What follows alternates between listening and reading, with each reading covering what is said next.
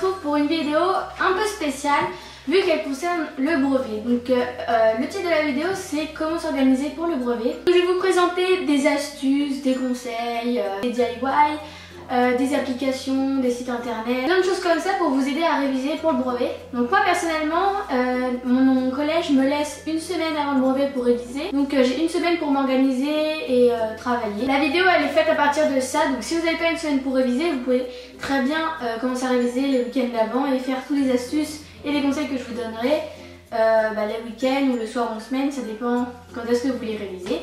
Donc j'espère qu'elle pourra aider quelques-unes d'entre vous ou quelques-uns d'entre vous qui passent leur brevet cette année. Je vous laisse tout de suite avec la suite de la vidéo.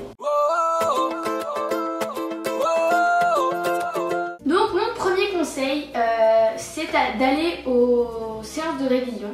Donc moi personnellement pendant 3 jours mon collège organise des séances de révision avec nos professeurs pour français, maths et histoire. Donc moi j'irai une matinée où je fais 2 heures d'histoire et 2 heures de maths pour réviser, parce que à l'école c'est vos professeurs, si vous avez n'importe quelle question ils pourront vous répondre. Pour certains d'entre vous ils ont plus de facilité à réviser à l'école que chez eux, donc ça peut être bien dans les deux cas. Mon deuxième conseil c'est de savoir son type de mémoire. Donc il y a 3 types de mémoire: la mémoire visuelle, la mémoire auditive et la mémoire kinesthésique.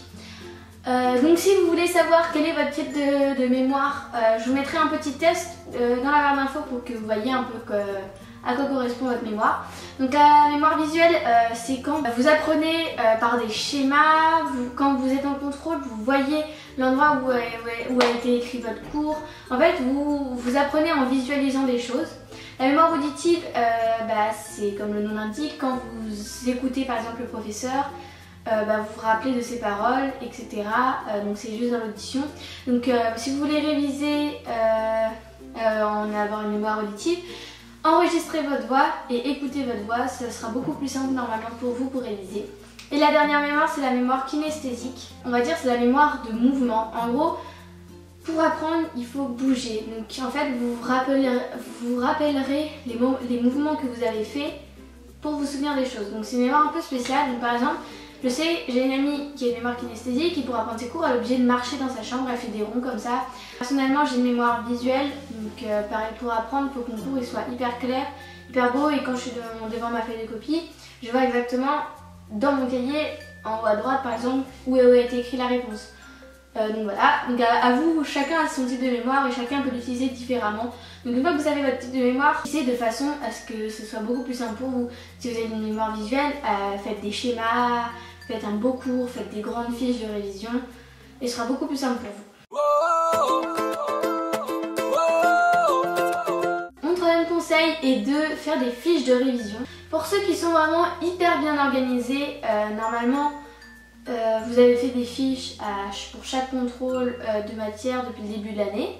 Et pour ceux qui sont pas organisés, ils n'en ont aucune. Donc il y a une alternative pour ça.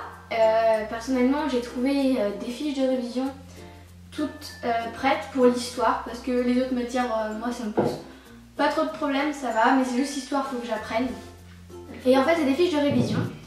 Et il y a une petite fiche qui est détachable pour chaque chapitre, avec tout qui est récapitulé, avec tout le programme de l'année. Donc franchement c'est super bien. Personnellement, en ayant une mémoire visuelle, j'ai besoin de fiches pour apprendre. Et c'est une alternative. Et sinon, moi j'ai fait quelques fiches au fur et à mesure de l'année, mais je me suis un peu arrêtée il y a 4 mois. Donc c'est pour ça que j'en ai racheté d'autres. Et voilà. Donc les fiches de révision, c'est surtout pour les mémoires visuelles, parce que voilà, on voit bien. Et donc soit vous achetez les fiches toutes prêtes, ou soit vous en faites avec une petite fiche cartonnée comme ça et vous écrivez tout ce qu'il y a d'important. Je conseille de faire une fiche de révision par chapitre, et si possible, si vous avez différentes couleurs, par exemple vous mettez une couleur par matière. Et voilà.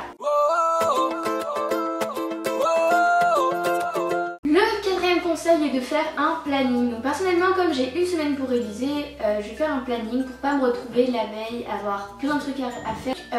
Pour cela, je vous ai fait un petit DIY qui va apparaître juste après pour faire un planning maison. Donc personnellement, je dois réviser du mercredi au mercredi parce que le brevet est le jeudi 23 et le vendredi 24 juin.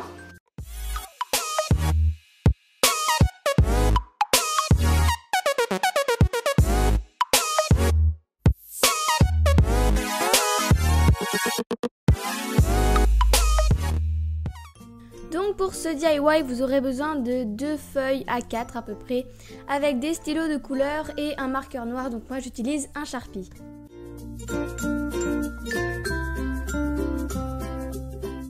Vous aurez aussi besoin d'une règle et du scotch. Donc la première étape, c'est de coller vos 2 feuilles ensemble pour faire une plus grande surface.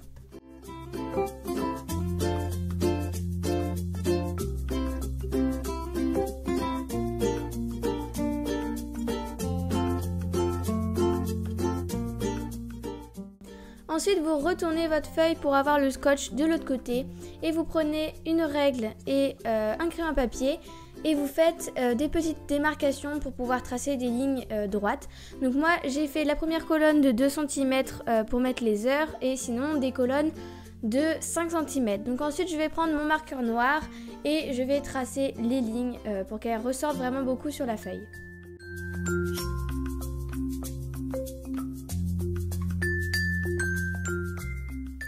Ensuite, à l'aide de ma règle, je viens tracer une ligne horizontale sur le haut de ma feuille pour que je puisse marquer les jours de la semaine.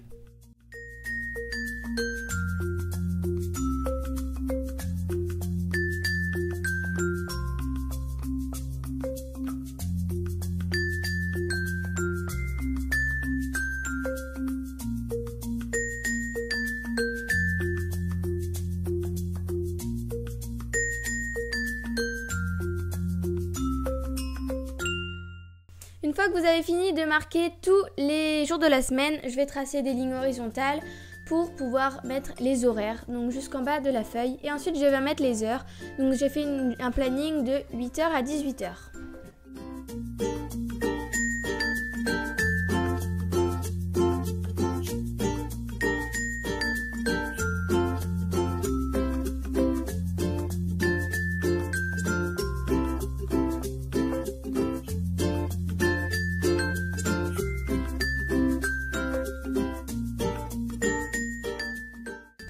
Donc là maintenant votre planning est terminé. Moi je viens prendre des stylos de couleur pour remplir ce planning.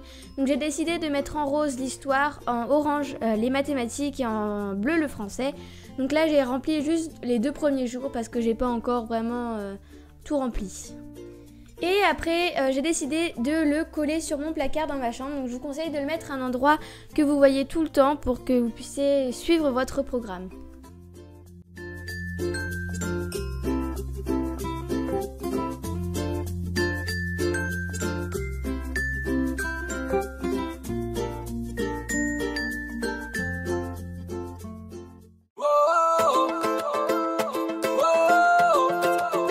C'est d'apprendre en premier ce que vous connaissez le moins et après apprendre ce que vous connaissez le plus. Donc par exemple en histoire. Personnellement je connais pas les tout derniers chapitres, je les connais pas beaucoup. Donc je vais commencer par réviser les chapitres que je connais pas et ensuite je réviserai par exemple la Première Guerre mondiale, je connais très bien, je réviserai en dernier. Ça je peux passer plus de temps au début pour apprendre ce que je connais pas et après j'ai juste besoin de réviser. Franchement c'est beaucoup plus simple. Ensuite, un autre conseil, c'est de faire des pauses quand vous travaillez. Ça sert à rien de travailler 4 heures d'affilée. Après, votre cerveau il sera beaucoup moins efficace qu'au départ. Je conseille de faire des petites pauses à peu près toutes les heures. Donc, même si c'est une pause de 5 minutes, ça fera toujours du bien. Pour juste, vous faites une pause, vous enlevez la matière du cerveau, vous faites une pause de 5 minutes, vous pouvez prendre un goûter ou je sais pas, ça dépend quand est-ce que vous travaillez. Et ensuite, vous reprenez vos révisions. Mais après, si vous voulez travailler 3 heures d'affilée, hein, c'est vous qui voyez.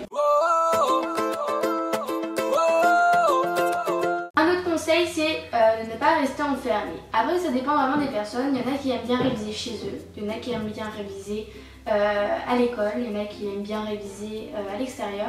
Moi j'aime bien réviser à ma maison. Vous pouvez aussi sortir, aller travailler dans un parc s'il fait beau, aller chez des amis, vous pouvez réviser avec vos amis. Donc, si vous travaillez la même chose, il y en a un qui interroge et l'autre qui répond et après on inverse les rôles et ça va être beaucoup plus amusant de réviser comme ça que tout seul assis à son bureau. Personnellement je déteste travailler à mon bureau parce que ça me fait trop penser à l'école, j'aime pas travailler à l'école, sur un bureau, pas bouger. Donc moi souvent je travaille sur mon lit, sinon je travaille par terre et sinon je travaille dehors. C'est ce que je vais pas arrêter de répéter, chacun travaille comme il le veut, chacun ses méthodes de travail. Là je vous en présente plein pour peut-être trouver la vôtre qui vous aidera à réviser le mieux. Aussi, n'hésitez pas à vous dépenser pour évacuer le stress parce que je pense Personnellement, j'ai pas encore fait le brevet, mais on va être un peu stressé.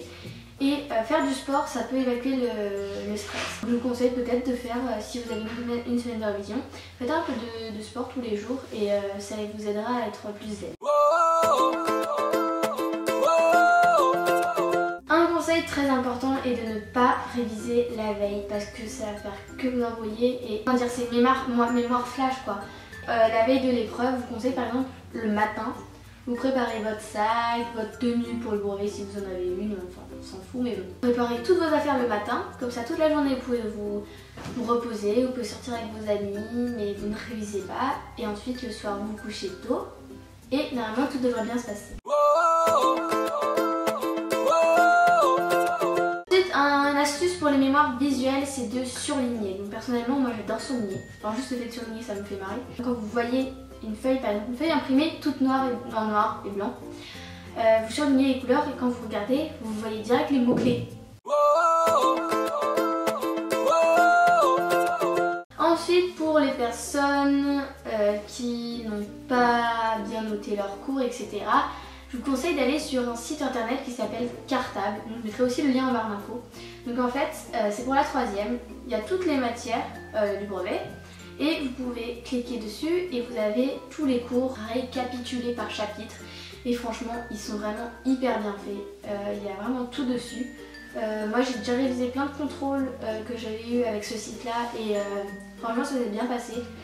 Donc franchement, je vous conseille d'aller essayer sur ce site-là, surtout si vous êtes par exemple dans votre lit, le matin vous vous réveillez, vous êtes sur votre ordi, etc. Bah, vous allez sur ce site-là et comme ça, vous réviserez, même juste lire. Vous réviserez sans vraiment réviser parce que vous êtes sur votre ordinateur et voilà. Un conseil vraiment très important, c'est la semaine avant le brevet, couchez-vous tôt tous les soirs. Comme ça vous aurez bien dormi, vous serez bien reposé et franchement faire un contrôle quand vous êtes reposé c'est beaucoup mieux que quand vous êtes fatigué. Parce que quand vous êtes fatigué, vous faites plein d'erreurs débiles. Quand vous relisez, vous voyez pas, vous faites des erreurs bêtes mais qui vous coûtent plein de points. Donc franchement, couchez-vous tôt et ne faites pas ça genre la veille, faites ça, couchez-vous tôt une semaine avant. Donc par exemple, vous couchez, je sais pas à quelle heure vous voulez vous coucher, mais vous couchez tôt et vous gardez le même rythme pendant une semaine. Comme ça, avec du brevet, et bah vous serez comme ça. Parce que si vous couchez pendant une semaine à 2h du matin, le matin vous vous réveillez à 11h, bah pour le jour du brevet, vous vous réveillerez à 7h. Ce sera beaucoup plus dur et vous ne serez pas en pleine forme et ce serait vraiment débile, sachant que le brevet, bah, vous le passez une fois dans votre vie. Donc... Ensuite, j'ai une application à vous présenter, donc elle s'appelle Quizlet. C'est une application pour apprendre les dates ou plein d'autres choses. Donc moi personnellement, j'utilise pour apprendre le vocabulaire en anglais et en espagnol. Donc en fait vous faites des sets et vous mettez par exemple, c'est pour la traduction, en gros je mettais le mot en anglais et le mot en français. Vous rentrez tous vos mots et ensuite vous pouvez réviser de 4 façons différentes, donc 4 cartes. En gros vous avez le mot, vous cliquez et vous avez la traduction. Donc vous pouvez faire ça par exemple pour les dates d'histoire, donc vous mettez la date et comme ça de l'autre côté vous avez à quoi que ça correspond. Et comme ça vous apprenez comme ça. Il y a d'autres façons aussi, il y a learn en gros. C'est vous avez le nom et il faut taper la chose. Match, c'est souvent un peu un truc de famille, et sinon il y a test, donc en gros c'est pour voir si vous avez bien compris. Et par exemple voilà, c'est un truc à choix multiple, vous devez remplir, etc. Donc ça je vous conseille pour apprendre l'anglais, mais comme il n'y a pas au brevet c'est un peu inutile, l'espagnol aussi. Et par contre juste pour l'histoire vous mettez votre date et à quoi ça correspond, comme ça vous pouvez apprendre vos dates facilement, comme c'est sur votre téléphone et les gens ils ont H24 sur leur téléphone, et bah comme ça vous pouvez apprendre vos dates d'histoire en étant sur votre téléphone. Que vous soyez dans la rue, dans le métro, chez vos amis, vous pouvez apprendre ça comme ça. Donc c'est plutôt une bonne méthode. Et le dernier conseil, c'est de vous entraîner avec les annales. Donc je vous conseille de les acheter et d'en faire un par jour. Donc vous faites un annal français ou de maths ou d'histoire ou les trois en même temps, ça dépend. Donc en fait les annales, c'est tout ce qui est passé au brevet des années précédentes et comme ça vous êtes bien entraîné, vous savez à quoi vous attendre et vous révisez un peu tous les chapitres en faisant des annales. Voilà pour cette vidéo, j'espère qu'elle vous aura aidé, que vous aurez trouvé des petites astuces, notes de travail, que vous réviserez bien, que tout le monde aura son brevet. Et n'hésitez pas à liker si vous avez aimé cette vidéo un peu conseil multi-choses. Et je vous dis à la semaine prochaine. Bye!